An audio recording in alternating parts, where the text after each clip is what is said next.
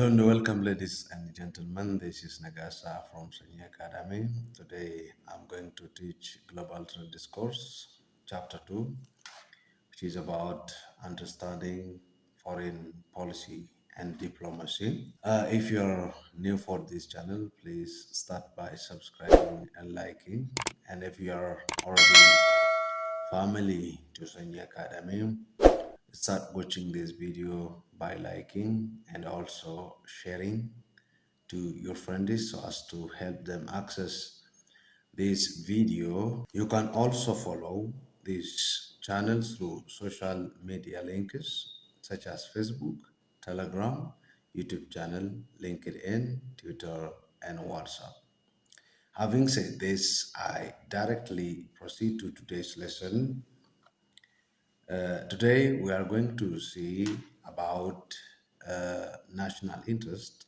The topic itself indicates we are about to define national interest. What is national interest? So a deeper understanding of national interest helps students to analyze more about foreign policy and diplomacy because national interest is a driving force behind forming or making of foreign policy and the establishment of diplomacy or international relations.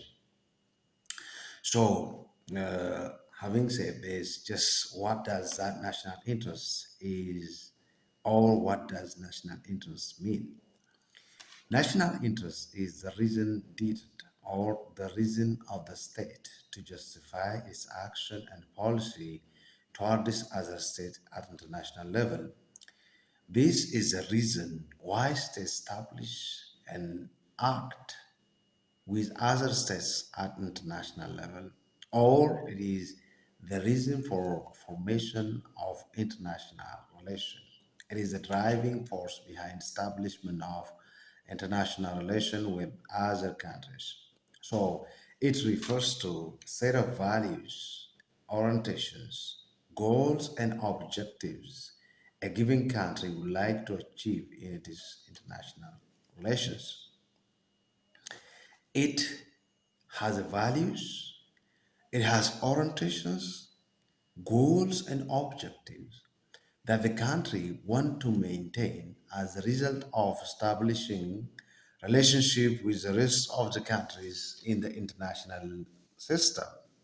So states are very keen to pursue these values, these interests, in order to promote their own national interest or economic benefit, social benefit, technological benefit, or whatever. So these indicate that national interest is the driving force behind establishment of foreign relations or international relations with other countries. It is a main driving force that determines the content of foreign policy. The content of foreign policy, the content that is included in the policy by itself is determined by the interest that the country want to pursue in this international relation. Otherwise, the foreign policy of the country does not have meaningful implementation, and the output that is expected of that policy would not satisfy to the need of the country. So it is a driving force behind establishment of international relation as well as the contents of foreign policy. However, there are controversies on the exact meaning and scope as well as contents of national interest among scholars of international relations. They might have a kind of controversy or debate that they don't agree on the meaning of national interest, the scope, content of national interest, because international relation scholars have had different definitions and conceptions of this national interest. We are going to see how they differ and what sort of inputs or value they have attached to this national interest. Honesty, for example, is one of the national foreign policy scholar or international relation scholar defines national interest as an image of the future state of affairs, something the country want to attain in the future, and set of conditions that the government aspire to bring about or aspire to achieve in its relationship with other countries in the international system. This has been the major indicator that the governments are making attempt to bring about the desired state of affairs or interest in their interaction with other countries. This could be through wielding influence abroad, that means through making pressure on other states or changing or sustaining the behavior of other states as a result of just applying that influence or making pressure on other states. They make the state to change their behavior, action, and philosophy, or push them to sustain or keep their foreign policy and behavior as it is to continue serve the interests of that country. It is a means to pressurize, it's a means to influence states to act in favor of those countries implementing their foreign policy. That is the best way to describe, according to holistic. National interest is related to the ambition of governments to fulfill in its future interaction with others. States make national interests, outline national interests in their foreign policy, although foreign policy does not constitute all national interests that is outlined by the government of the country. It tries to indicate what the government is aspiring to achieve, what the government is trying to bring about. This helps them to articulate their interests and then push other states toward this achievement of that country. Honesty underlined on the means that the state employ to realize their future ambitions.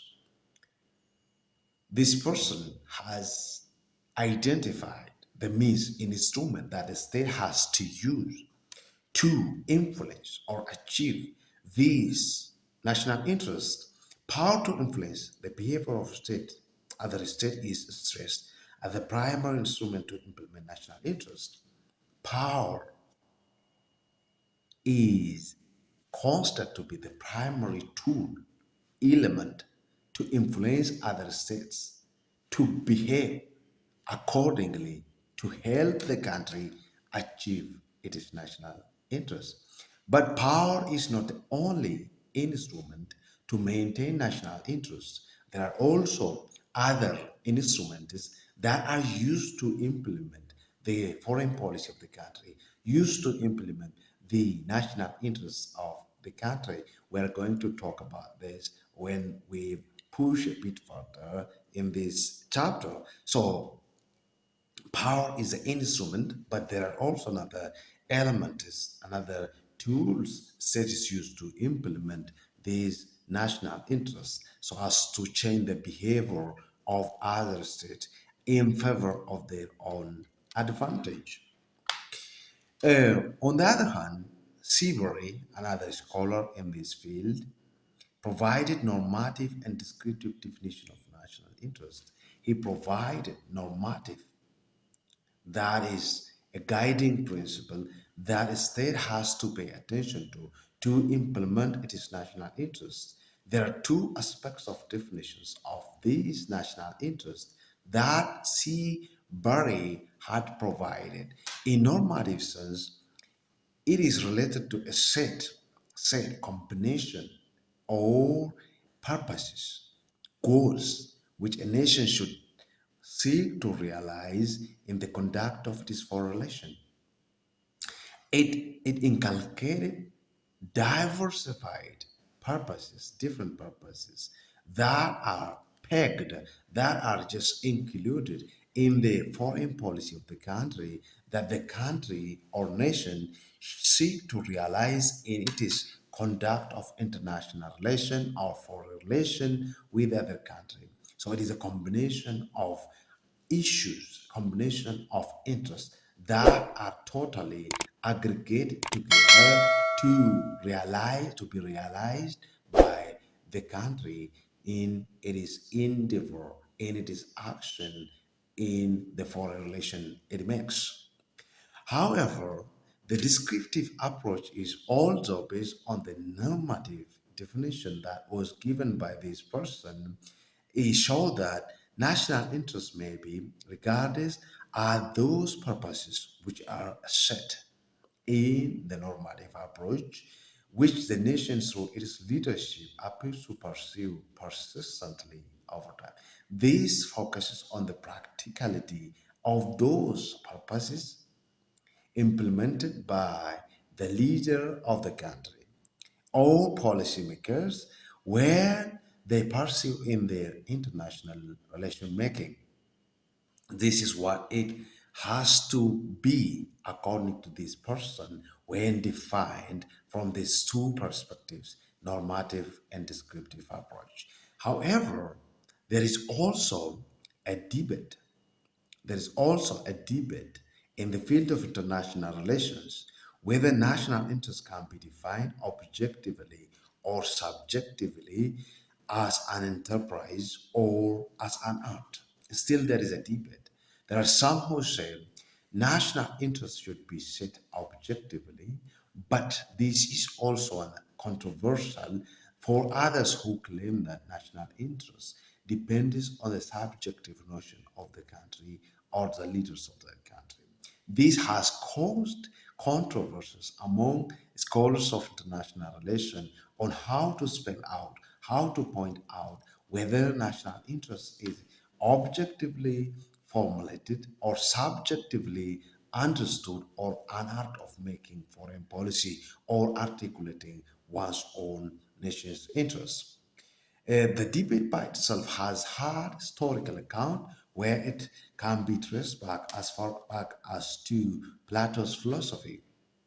He had outlined how foreign policy of the country has to be articulated, and we are going to see how it has affected the debate among international scholars regarding how foreign policy has to be perceived. For Plato, the public good, the good of the public, could be best arrived at or could be achieved by a philosopher king, aided by a few highly learned, detached, and fair minded advisors. He says that, Plato said that the national interest, the public good is national interest, can be best achieved by a philosopher king who is advised by highly learned, detached, or put apart, and fair minded advisors. He say normal person or ordinary person cannot do the project of designing and achieving national interests without the help of advisors, and as a philosopher king has to achieve that. Everyone cannot be a king according to him. So he said philosopher must be a king because he is rational, well minded, educated, trained, and capable of producing fair minded thinking. These individuals could make those individuals who are highly trained, detached, and fair minded advisors could make wise and well informed decisions regarding the common good. So they don't make it easily. Rather, they take time and wisely decide as which should be articulated as public good and how they have to pursue to achieve that public good. They do it without accounting for the yearning of lesser minds or accommodating selfish and sectarian pressures. He says, or Plato says, philosophers and well-trained and learned advisors of philosophers do it because they don't have any interest in compromising these public good. Average-minded or people who have less mind always compromise public interest, always focus on selfish interests of theirs. So this has an impact on the attainment of public good. So philosophers and highly trained individuals should advise him to achieve that public good.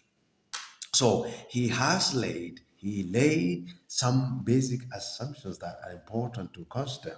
Number one, he said, if the person is a philosopher and his advisors are well trained and learned individuals, they would make wise and well informed decisions that can be made by them carefully by those individuals expressly trained to think in terms of collective good of the state.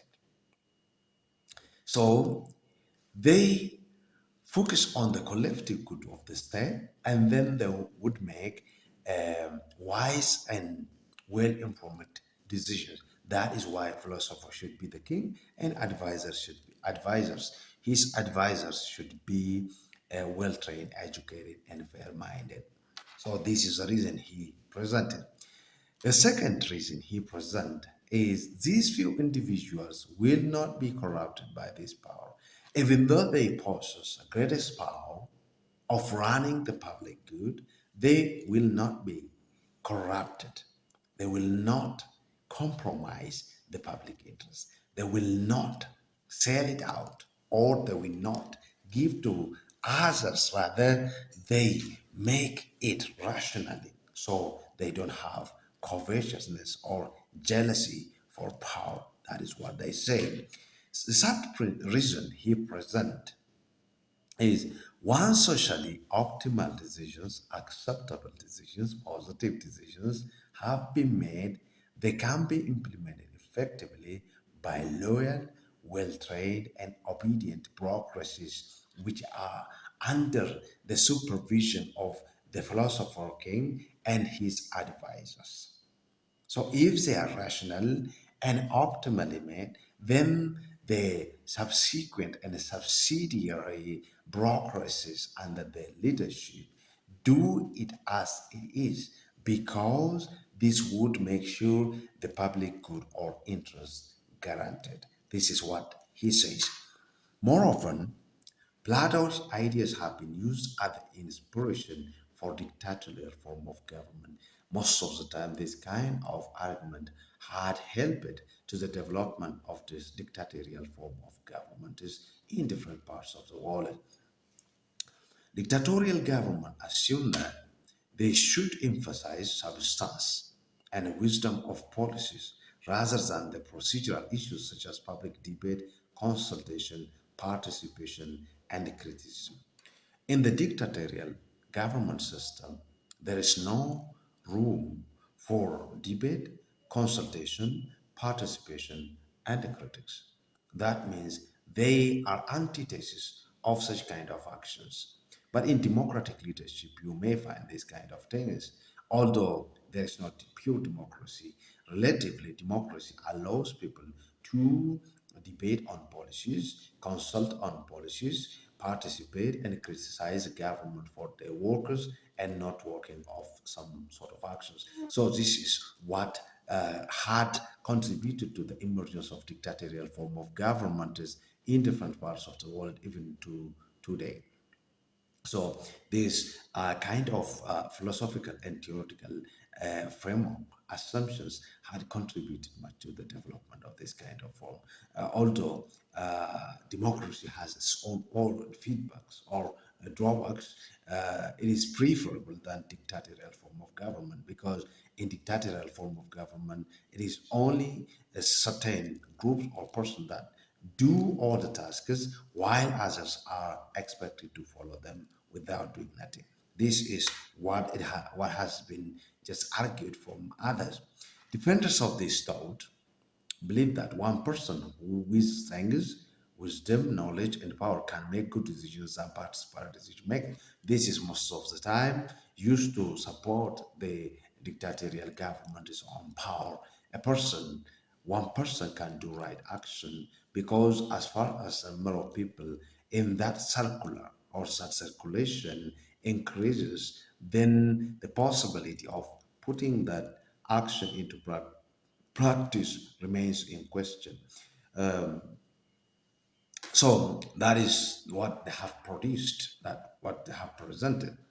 Columbus Columbus has provided multiplicity of criteria used in defining one's national interest. The country, when defining its national interest, has to take into account different and multiplicity of criteria that could help it to achieve its interest. These are operational philosophy, moral and legal criteria, pragmatic criteria, ideological criteria, professional advancement, partisan criteria, bureaucratic interest criteria, ethnic or racial criteria, class status criteria, foreign dependency criteria. These are the criteria that this person or Columbus had presented to define one's country's national interest. Let us see each of these criteria one after the other to gain more understanding to the concept of defining national interest according to each criteria. The first criteria is operational philosophy. When we say operational philosophy, it is a philosophical operation which depends on time, location, orientation towards the world, and action of your predecessors. The time matters, location of the country matters, the orientation of the country, assumption and theoretical thinking or ideology of the country matters towards the world, and the action of previous leaders or predecessor leaders determines how the foreign policy has to be framed and defined. Based on these elements, one may choose one of the two measures of style of operation. There are two styles of operation that are included under operational philosophy. The first one is synoptic approach. This is an approach which is used in its own way to define the country's national interest. First, the leader act in a bold and sweeping fashion. When it comes to power, the leader of that country acts in a bold and very sweeping, very critical and rushing manner, such as upon taking the office, the leader of that country may introduce new practices. It introduced new practices, new policies, institutions, and discontinue others which were already developed or made by the previous leaders.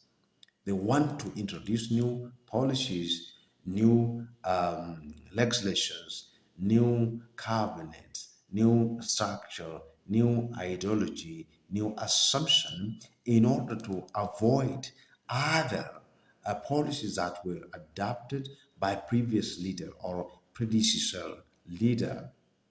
We can see in our country, for example, when the PRDF government came to power, it totally eradicated the previous dark government's legislation, dark government constitution, dark government cabinets, and everything was totally swept out.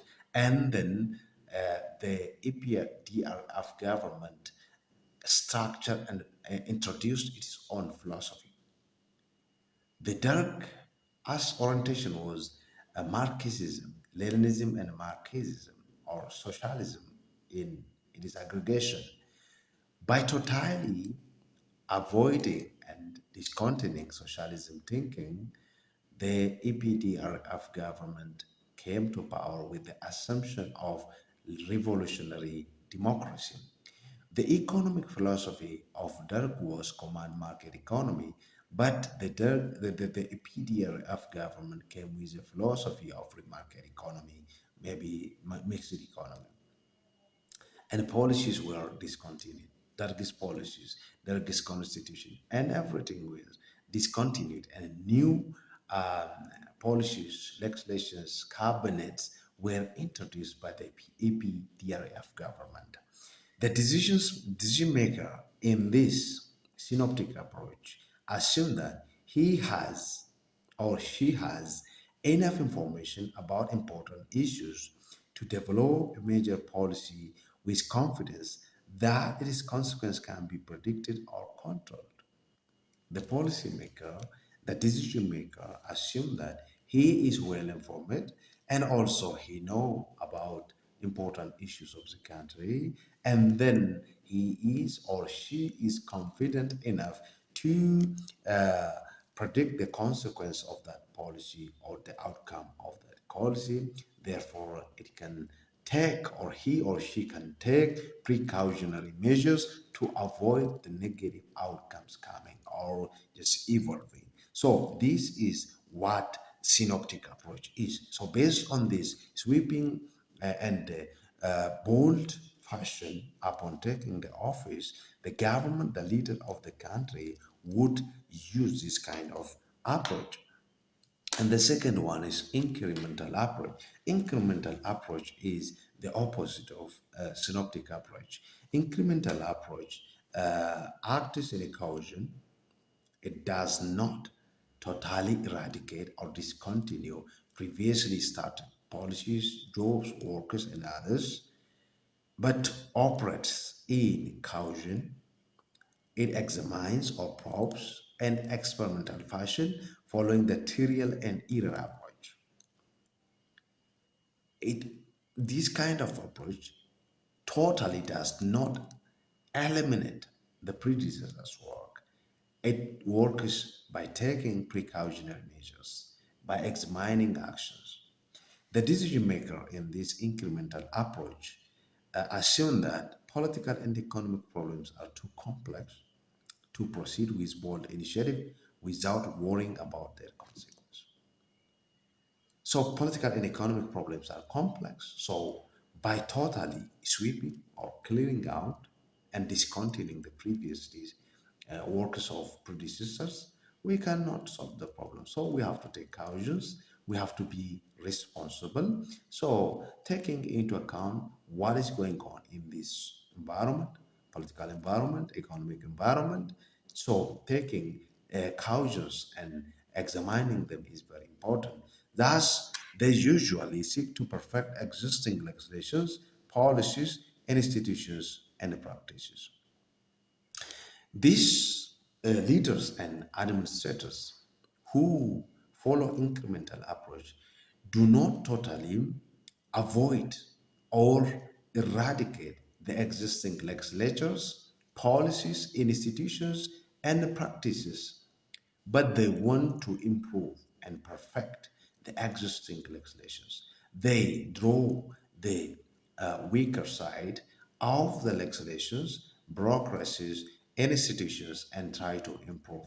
For example, the current Ethiopian context has this kind of approach. The second one is ideological criteria. Ideological criteria is most of the time connected to the ideology that the country follows. Most of the time, governments employ ideological criteria and establish their relation on the basis of that criteria. So they emphasize on the ideologies they pursue in the international relation, and based on that, they make foreign policy or national interest statement. They articulate their national interest based on their ideology. I can give you the example here. During the time of Derg, the Derg framed the national interests of Ethiopia based on the socialist philosophy and established relationship with Soviet Union blocs, countries like Cuba and contemporary Russia and other in that camp. So due to this, the West capitalist bloc were the enemy of Turk, and they were trying to overthrow the governments throughout their administration. That is what we can talk of here.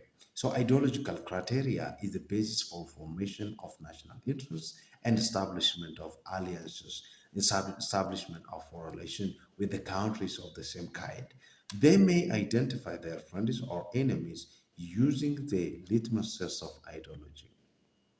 Countries use ideology as a point of reference, at the point of just testing to identify their enemies and their friends. So this could help them establish relationship. So the Cold War era politics is the best representative of this scenario.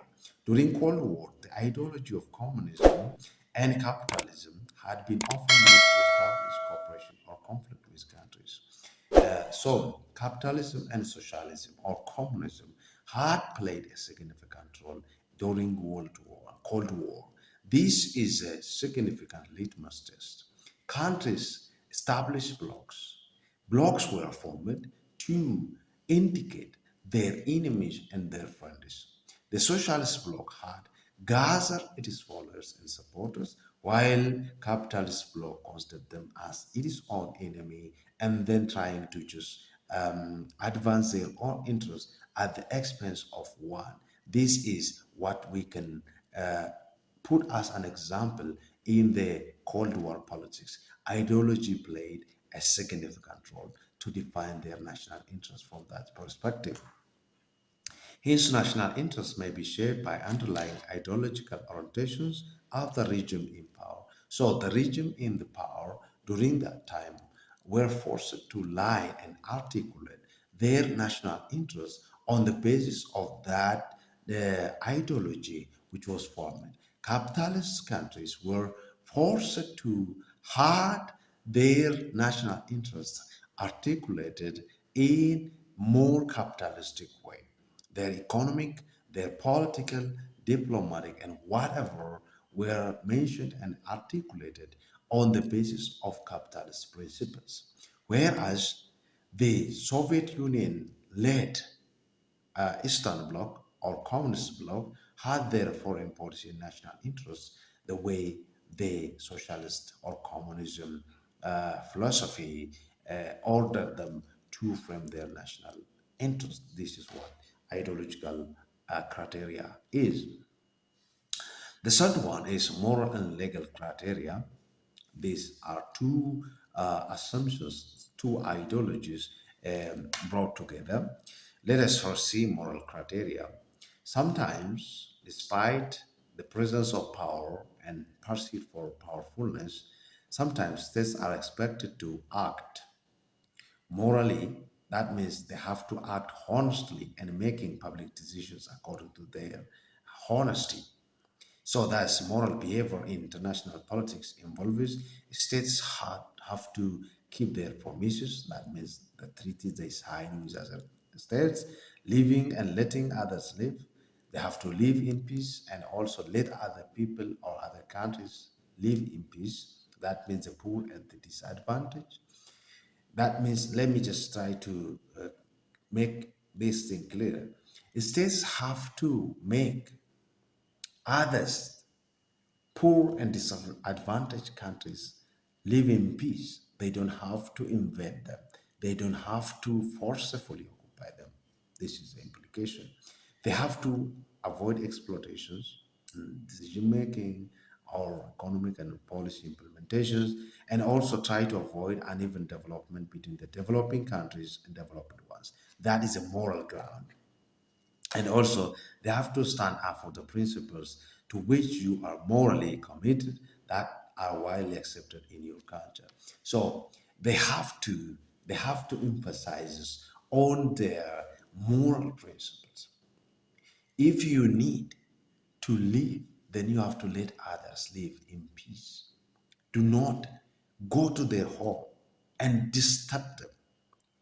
And you have moral obligation to support in terms of their difficulty. These are moral criteria that the state has to uh, take into account to define its national interest or to articulate its national interest. And the second one is legal criteria. Also, states are sovereign and have authority to pursue their national interests. There is also the possibility of being governed with legal accounts or legal issues. That means international law. States have to be abide by rules of the international law to the extent that such rules are identified and accepted. So states has to respect the international law, which is framed to maintain the interaction among the states. Although states are sometimes beyond the international law to break it. So they do whatever seems better or important to their national interest. But in general, it was accepted that state has to be have to be abide by the international law. If there are lacunas or gaps in that area where no international regime have been developed, then they have to act in the spirit of equity and justice. So when defining their national interests, they don't have to focus only their national interests, but they have to also see the legal aspect of defining it. They have to see what is recommended under the international law. That is what this legal criteria says. The fourth criteria is pragmatic criteria. Pragmatic criteria is an orientation that focuses on the fact matter, that it says the fact or the reality matters than emotions and professions. So reality determines to define one's national interest, it says. In this, you need to look at the issues and events around you and the world with a sense of prudence and rationality. So, these criteria recommend the states to pay attention to what is going on in the international system or in the world around them, because this has to determine and be taken as an important factor and element to frame their national interests. Because if they fail to inculcate, if they fail to include what is going on or just observe the international um, events and the phenomena, then they would be at danger. So they have to focus on what is going on in the environment and decide to frame their national interests from that perspective. It says, based on scientific analysis of cost and benefit, merit and demerit to your country interest, you may act. So you have to be so wise in making cost and benefit analysis. What best suits the interests of your country has to be well focused. Here, your decisions are made without considering normative issues, what has been taught, what we have been talking, issues that involves judgment, be it good or bad. This is bad, that is good, that is right or wrong. These kind of judgments are not useful here under pragmatic criteria. Rather, you have to focus on the reality. So the practical utility of merit of your action will be counted other than morality and personal sentiment. They say what is going on matters a lot than your personal sentiment and morality. That has to define and force you to define your national interests, they say. And the fifth one is professional advancement criteria. Here we are focusing on the bureaucracy of the country, how it is arranged and what sort of bureaucrats aims at to manage and articulate the national interests of the country. Your action may be manipulated, the action of the leader may be manipulated and adjusted in consideration of your professional survival and growth. That means your personal success, your achievement, your progress is measured and manipulated by the number of professionals that you have in your cabinet, in your bureaucracy, or actions. Quite often, in large bureaucracies that lack good governance, the trick to success is plays a game, to play the game and not to rock the boat. That means you have to play the game. So, in this kind of bureaucracy, the focus has to be on who can do the best and what can be best achieved than just debating on certain issues around them. That means most of the time, this attitude has been referred to cynically as go along to get along effect. Most of the time, this kind of things are done in dictatorial government or in the country where the citizens have no say or no right to express their views. So it is no much debate, no much controversies analysis and critics are allowed here. Rather, you have to focus on what the elites, what the brokers say to you to frame your interest. So Socratic behavior is conformist behavior, protect conformances. That means go along the mass, marked with strong resistance to new policies and thinking. There are people who do not accept new ideas, new perspectives. Rather, they focus on what is already in place, or they emphasize on the status quo. This helps them to maintain their influence. Rather, you have to conform to what the bureaucracy says than go to bring new ideas, new insight, new approach to your workers. Even leaders might choose conformity to either popular pressure or to strong elites whose support is indispensable for their political survival.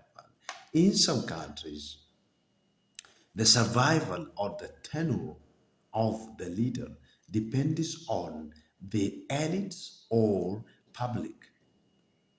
If the public pressurize you and the elites are on one side and pushing you to go along them, then you have to choose and frame that foreign policy or national interest based on the professional composition of your cabinet or ministries. This is what has to be taken into account according to holistic. The other one is partition criteria. The survival and success of a country is equated with the survival and success of political party or ethnic or religion origins. These elements are very crucial in the countries following this kind of approach. The interest of your organization, the army, the foreign office, the so forth, is tend to equate with the national interest. So the interest of given ministry, given office, given religious organization is equated with the interest of the country. For example, let me give you an insight about the Middle East countries' foreign policy. The foreign policy of Iran, the, the foreign policy principle of Iran is to expand Islam to the global community or to make Islam to the global community. This is a religious ambition of the country. So this is equated with the national interest of the country. So this is a partisan type of national interest. So this is equated, the religious interest is equated with national interest. And there are also parties that equate the country's national interest with its own party interest. This is what we say. Given limited budgetary resources, battles among different offices for more budget allocation might be weighed because each and every cabinet, each and every ministries under the leadership of that government always consider the interests of its own or each the interests of each officers and ministry is equated with the interest of the country. Therefore, each of them compete just to gain more budget to execute and achieve more result in their dealing and working. That is what we call the partisan criteria. And the seventh one is foreign dependency criteria. Mostly, this is a colonial type of interaction among the states. This criteria usually applies to less developing countries in Africa and other countries or other continent who had fallen under the yoke of colonialism and kept the colonial ties with their ex-masters, those who have been colonized and still under tied to their colonial masters in terms of relationship. They are still dependent on their colonial masters or ex-colonial states for technical aids, expertise, technology, and sometimes even for security. There are some African countries depending on their masters. For example, countries like Equatorial Guinea, countries like uh, Senegal and others. They depend on their foreign previous colonial masters to gain some technology, some support, expertise, technical education, even language. Their language is mostly colonial masters' language. Their governments are heavily dependent on the support of the outside powers. Recently, during the days of Queen Elizabeth II, many countries in Africa were supposed to mourn for the Queen. That means how much were influenced by the culture and the support of these colonial masters is very imminent here. We have to understand this has had greatest impact on the countries. Due to this, less developing countries face difficulties to defend and promote their national interests. At any stage, if these less developed countries come up with their foreign policy national interest, these ex-masters defend that they don't have to be free of them, because being free from the colonial masters on one hand attacks the national interests of the countries and their achievement. On the other hand, they don't want to see those countries become independent economically, technologically, and others, because huge markets are there, huge demands are there. So they have to formulate their foreign policy from this dependency perspective. That is what they say. Looking at these conflicting criteria here, we have just mentioned seven criteria that are used to define one's own national interests according to holistic. So these seven criteria that were mentioned here had a conflicting character to each other. They conflict with each other. That means it is a conflicting criteria, and national interest is not purely scientific endeavor that results in optimal advantage for the state. So you cannot implement all of them or use some of them because they contradict with each other. On the contrary, determination of national interest appears to be a product of conflicting wills, ambitions, motivations, needs, and demands. For example, under the foreign dependency criteria, the affluent countries or developed countries want developing countries depend on them in terms of economy, in terms of technology, and other technical expertise. This is against the will and the interests of the people in that less developed country. If less developed countries want to formulate and articulate their national interests in the way it benefits to the public, they don't have that power and resource to commit to it. At the same time, it conflicts with the interests of their colonial masters. So this is what we have to understand. So it is difficult to indicate from which direction that the national interest of the country has to be framed and how it can be balanced with the interest of the country that produces or forms its national interest and the rest that make relationship with that country. Realists reject the ideological, legal, and moral criteria to define and shape the contents of national interest. Realists do not encourage or support formulation or definition of one's own national interest from ideological, legal, and moral criteria. Morgenzu, for example, one of the prominent realists or realist scholar, says or advised leaders to prioritize pragmatic criteria when defining national interests and employing foreign policy. You have to focus on what is going on around you than depending on yourself that you have been doing the rest of your life. So focus on what is going on. Be precaution be precautionary. Take steps to look at what is going on, then focusing on the normative approach that you have been following. He says he defined national interests in terms of pursuit of power. That means establishing control or influencing the behavior of others, either diplomatically or use of coercion. He says so. In any means, according to him, The primary interest of the country is to master its own power, be it economic, be it military, be it technology, or whatever. Otherwise, he recommended them or made them to take a precaution that they would become the target of developing country. They don't have to miss this chance.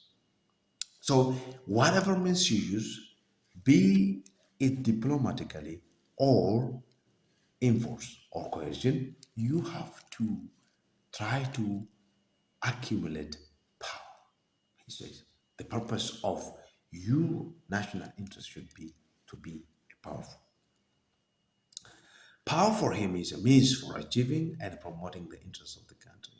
If you are powerful, you will be feared, you will be respected, you will get what you want, he says. So, all the time, you need to try to be powerful. And you have to make your foreign policy in such a way it gives you more power, both in terms of diplomacy or coercion. International politics is therefore, according to him, a struggle among the state, and thus the prime interest of the state is survival and security, among other things. So, if you are not powerful, then you cannot maintain your survival, you cannot maintain your security. So, do whatever you do to achieve more power, to build power. The purpose of your national interest should be power accumulation, he says. So, national interest should be objectively defined in terms of ensuring survival and security of the state, which is basically the old objective of national interest and foreign policy of the policy than talking about justice and morality. Justice and morality does not add to the security and survival of the country. He argued that turn the other cheek. Philosophy does not work for him. That means you have to be cautious, you have to be strong, you have to be feared by others, you have to be powerful, you have to build huge military power, you have to build huge economic base, you have to build huge technology. Then everyone respects you and you can maintain your survival, your security, your interest, and whatever you need. This international system is anarchical, and only the powerful state survives in this system, he says. He argued that pragmatism and practical necessity should be guiding principle than legal, ideological, and moral criteria. I think he's talking of morality is of religion, not of politics. Morality does not add to the improvement of your own survival and security. Rather, the fate and destiny of your security, survival, and advancement lies at your own effort. So try to be powerful. He said. Morgenzu also warns leaders to be cautious enough in calculating the range and scope of their national interest. He recommended them to be cautious and consider their capability to maintain or achieve their national interest when framing it. They have to see their economic power, they have to see their technological power, military power, and any other power to achieve and determine the range and the scope of their national interests. Otherwise, unfulfilled dreams, unfulfilled national interests may cause a problem to that country, even to the extent of fracture, to the extent of becoming powerless.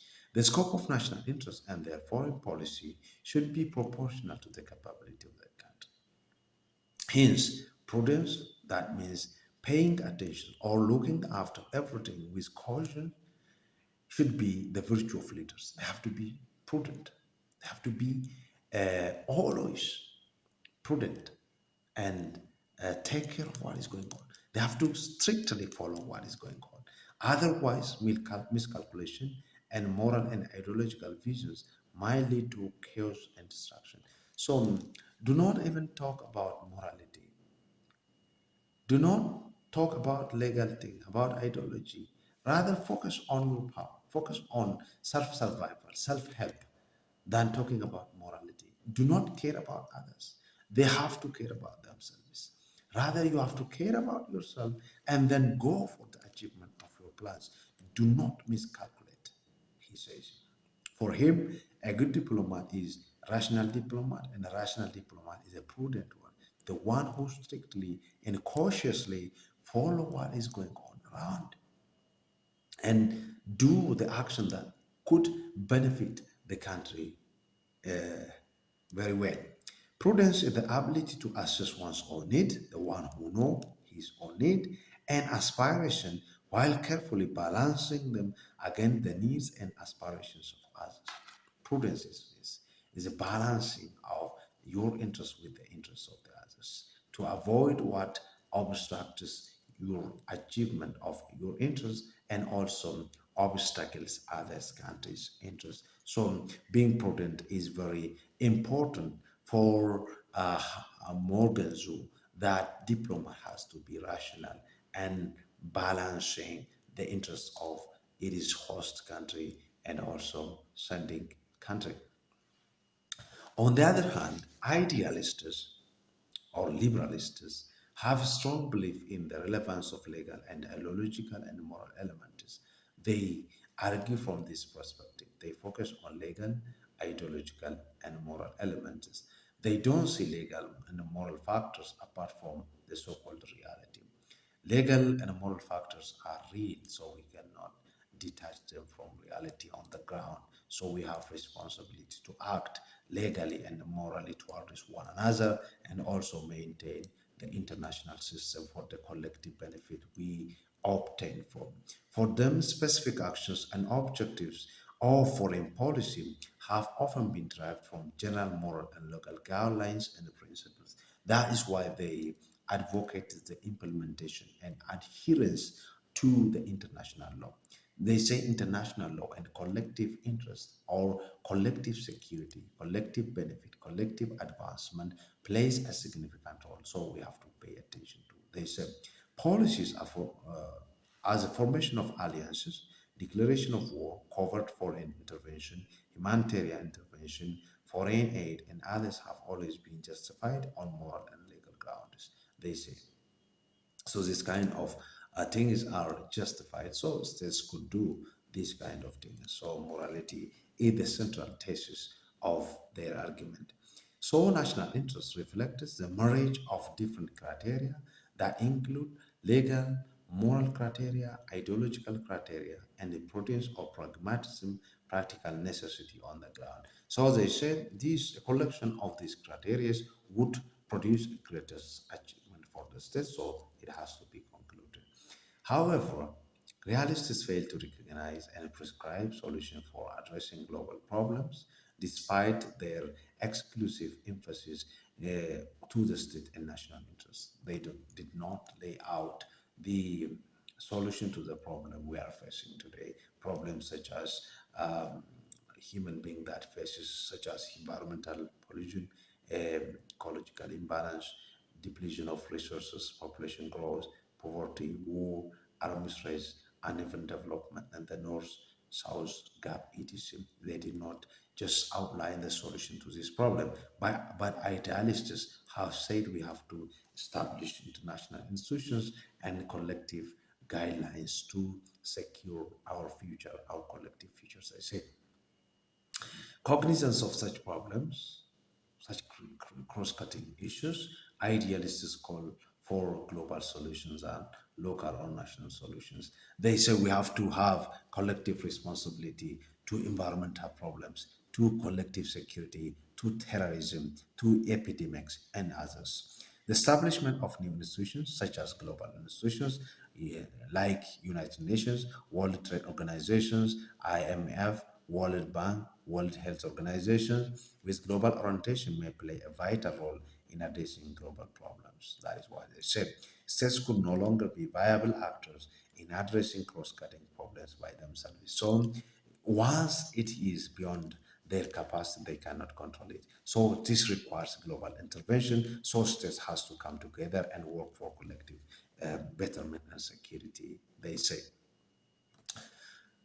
This is all about today's lesson. We have seen about national interest and its definition on different perspectives, and we have raised seven criteria that is laid down by holisty, and also the position of realists and idealists regarding framing the foreign policy of the country and national interest of the country. This is all about today's lesson. I would like to thank you for your passions and cooperation. I need to remind you again to subscribe, like, comment, and share this video. And don't forget to hit the notification button to get notified every time new video is uploaded to Sanyii Academy. There is a lot to learn, a lot to know, a lot to talk together. Stay tuned to Sanyii Academy. Until next time, thank you. Bye bye.